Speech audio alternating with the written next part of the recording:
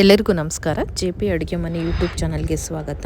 ನಮ್ಮ ಚಾನಲ್ನ ಸಪೋರ್ಟ್ ಮಾಡಿ, ಲೈಕ್ ಮಾಡಿ, ನಮ್ಮ ಚಾನಲ್ನ ಸಬ್ಸ್ಕ್ರೈಬ್ ಮಾಡ್ಕೊಳ್ಳಿ. ಹೊಸ ಅಡುಗೆಗಳ ನೋಟಿಫಿಕೇಷನ್ಗೋಸ್ಕರ ಬೆಲ್ ಐಕಾನ್ ಮೇಲೆ ಕ್ಲಿಕ್ ಮಾಡಿ.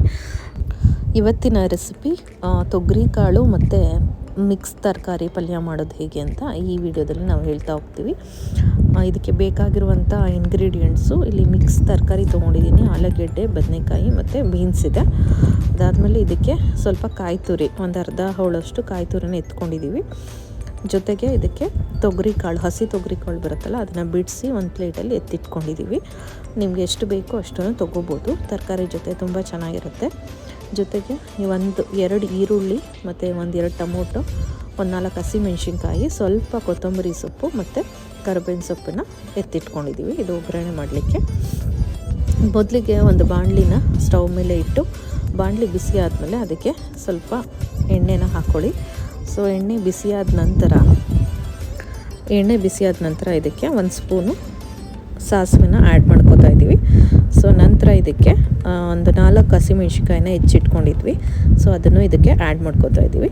ಸೊ ಇದು ಸ್ವಲ್ಪ ಬಾಡಿದ ನಂತರ ಎಣ್ಣೆಯಲ್ಲಿ ಇದಕ್ಕೆ 2 ಈರುಳ್ಳಿನ ಹೆಚ್ಚಿಟ್ಕೊಂಡಿದ್ವಿ. ಆ 2 ಈರುಳ್ಳಿನೂ ಇದಕ್ಕೆ ಆ್ಯಡ್ ಮಾಡ್ಕೋತಾ ಇದ್ವಿ. ಇದು ಸ್ವಲ್ಪ ಎಣ್ಣೆಲಿ ಚೆನ್ನಾಗಿ ಫ್ರೈ ಆಗಬೇಕು, ಅಲ್ಲಿವರೆಗೂ ಇದನ್ನು ಬಾಡಿಸ್ಕೋಬೇಕಾಗತ್ತೆ. ಇದಾದಮೇಲೆ ನಂತರ ಇದಕ್ಕೆ 2 ಟೊಮೊಟೊನ ಹೆಚ್ಚಿಟ್ಕೊಂಡಿದ್ವಲ್ಲ, ಅದನ್ನು ಇದಕ್ಕೆ ಆ್ಯಡ್ ಮಾಡ್ಕೋತಾ ಇದ್ದೀವಿ. ಸೊ ಟೊಮೊಟೊನೂ ಅಷ್ಟೇ ಚೆನ್ನಾಗಿ ಇದು ಎಣ್ಣೆಯಲ್ಲಿ ಡ್ರೈ ಆಗಬೇಕು, ಚೆನ್ನಾಗಿ ಸ್ಮ್ಯಾಶ್ ಆಗೋವರೆಗೂ ಇದನ್ನು ಬೇಯಿಸ್ಕೋಬೇಕಾಗತ್ತೆ. ಸೊ ಎಣ್ಣೆ ಬಿಡೋವರೆಗೂ ಇದನ್ನು ಚೆನ್ನಾಗಿ ಒಗ್ಗರಣೆಯಲ್ಲಿ ಬೇಯಿಸ್ಕೋಬೇಕು. ನಂತರ ಇದಕ್ಕೆ ಕರಿಬೇವಿನ ಸೊಪ್ಪನ್ನು ಆ್ಯಡ್ ಮಾಡ್ಕೊಂಡಿದ್ವಿ. ಸೊ ಕರಿಬೇವಿನ ಸೊಪ್ಪು, ಟೊಮೊಟೊ, ಈರುಳ್ಳಿ, ನಂತರ ಇದಕ್ಕೆ ಸ್ವಲ್ಪ ಅರಿಶಿನ ಹಾಕೋತಾ ಇದ್ದೀವಿ.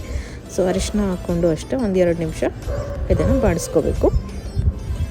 ಸೊ ಎಣ್ಣೆಯಲ್ಲಿ ಚೆನ್ನಾಗಿದು ಸ್ಮ್ಯಾಶ್ ಆಗೋವರೆಗೂ ಚೆನ್ನಾಗಿ ಇದನ್ನು ರೋಸ್ಟ್ ಮಾಡ್ಕೋಬೇಕಾಗತ್ತೆ.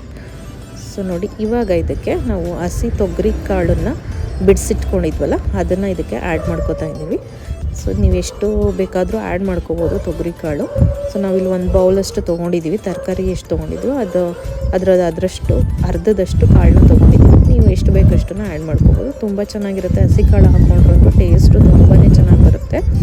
ಸೊ ನೋಡಿ, ಇವಾಗ ಇದಕ್ಕೆ ಹೆಚ್ಚಿರುವಂಥ ಮಿಕ್ಸ್ ತರಕಾರಿಗಳಿತ್ತಲ್ಲ, ಅದನ್ನು ಇದಕ್ಕೆ ಆ್ಯಡ್ ಮಾಡ್ಕೋತಾ ಇದ್ದೀವಿ. ಇದರಲ್ಲಿ ಆಲೂಗೆಡ್ಡೆ, ಬದನೆಕಾಯಿ ಮತ್ತು ಬೀನ್ಸ್ನ ತೊಗೊಂಡಿದ್ದೀವಿ. ನೀವು ಯಾವ ಥರ ತರಕಾರಿಗಳನ್ನಾದರೂ ತೊಗೋಬೋದು. ಸೊ ಕಾಳು ಜೊತೆಗೆ ಯಾವ ತರಕಾರಿ ತೊಗೊಂಡು ನೀವು ಪಲ್ಯ ಮಾಡಿಕೊಂಡ್ರು ತುಂಬ ಚೆನ್ನಾಗಿರುತ್ತೆ. ಸೊ ಇವಾಗ ಎಷ್ಟು ಸಾಲ್ಟ್ ಬೇಕು, ರುಚಿಗೆ ತಕ್ಕಷ್ಟು ಉಪ್ಪನ್ನು ಇದಕ್ಕೆ ಆ್ಯಡ್ ಮಾಡ್ಕೋತಾ ಇದ್ದೀವಿ.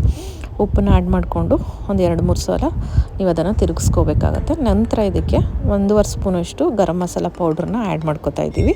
ಸೊ ಇದು ಅಷ್ಟೇ ತುಂಬ ಟೇಸ್ಟ್ ಚೆನ್ನಾಗಿರುತ್ತೆ. ಅದಕ್ಕೋಸ್ಕರ ಗರಂ ಮಸಾಲ ಪೌಡರ್ನ ಆ್ಯಡ್ ಮಾಡಿದ್ದೀವಿ. ಸೊ ಪೌಡರ್ನ ಆ್ಯಡ್ ಮಾಡ್ಕೊಂಡ್ಮೇಲೆ ಅದನ್ನ ಚೆನ್ನಾಗಿ ತಿರುವಾಕೊಂಡು ಚೆನ್ನಾಗಿ ಬೇಯಿಸ್ಕೋಬೇಕು. ಈಗ ನೋಡಿ, ಇದಕ್ಕೆ ಎಷ್ಟು ಬೇಕೋ ಅಷ್ಟು ನೀರನ್ನು ಆ್ಯಡ್ ಮಾಡ್ಕೋತಾ ಇದ್ವಿ. ತುಂಬ ತೆಳು ಬೇಡ, ಕನ್ಸಿಸ್ಟೆನ್ಸಿ ನೋಡಿಕೊಂಡು. ಯಾಕೆಂದರೆ ಚಪಾತಿಗೆ, ರೊಟ್ಟಿಗೆ ಮತ್ತು ದೋಸೆಗೆಲ್ಲ ಈ ಪಲ್ಯ ತುಂಬ ಚೆನ್ನಾಗಿರುತ್ತೆ, ತುಂಬ ಟೇಸ್ಟಿಯಾಗಿರುತ್ತೆ. ಸೊ ನೀರನ್ನು ನೋಡಿಕೊಂಡು ತರಕಾರಿಗೆ ಎಷ್ಟು ಬೇಕೋ ಅಷ್ಟನ್ನು ಆ್ಯಡ್ ಮಾಡ್ಕೊಳ್ಳಿ. ನಂತರ ಇದಕ್ಕೆ ಲಾಸ್ಟಲ್ಲಿ ಸ್ವಲ್ಪ ಕಾಯಿ ತುರಿನ ಆ್ಯಡ್ ಮಾಡ್ಕೋತಾ ಇದ್ವಿ. ಕಾಯಿ ತುರಿ ನಾವು ಮುಂಚೆನೇ ಹೇಳಿದ್ವಲ್ಲ, ಸೊ ಆ ಕಾಯಿ ತುರಿನ ಇವಾಗ ಲಾಸ್ಟಲ್ಲಿ ಇದಕ್ಕೆ ಆ್ಯಡ್ ಮಾಡ್ಕೋತಾ ಇದ್ದೀವಿ. ಸೊ ಇದು ಆ್ಯಡ್ ಮಾಡಿಕೊಂಡು ಇದನ್ನು ಬೇಯಿಸ್ಕೋಬೇಕು.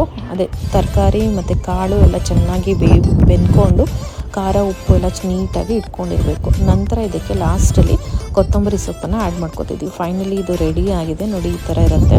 ಸೊ ನೀರು ಸ್ವಲ್ಪ ಈ ಥರ ಕನ್ಸಿಸ್ಟೆನ್ಸಿ ಹೀಗೆ ಹಾಕ್ಕೊಂಡ್ರೆ ನಿಮಗೆ ಪೂರಿಗೆ, ಚಪಾತಿಗೆಲ್ಲ ಚೆನ್ನಾಗಿರುತ್ತೆ.